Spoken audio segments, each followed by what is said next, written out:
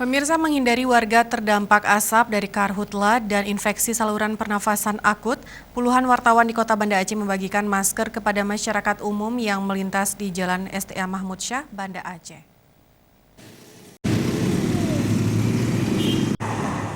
Dampak kabut asap kiriman dari kebakaran hutan dan lahan 3 hari terakhir semakin pekat di atas langit Kota Banda Aceh.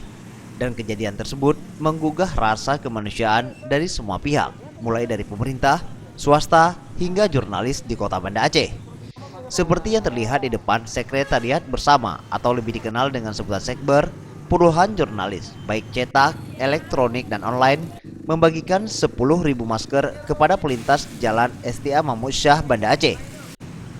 Salah seorang wartawan di Sekber, Hendro, menyebutkan, Banda Aceh sudah terpapar kabut asap sejak 3 hari terakhir. Namun karena hari ini paparan kabut asap makin parah, maka para wartawan di Banda Aceh berinisiatif membagikan masker standar ke masyarakat mencapai 10.000 masker.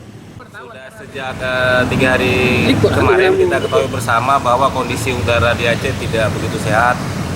Ini akibat adanya kiriman asap dari provinsi tetangga kita di Jambi dan Riau. Jadi inisiatif ini kita dari rekan-rekan wartawan itu membagikan masker standar yang lebih bagus yang selama ini dibagikan oleh instansi-instansi lain.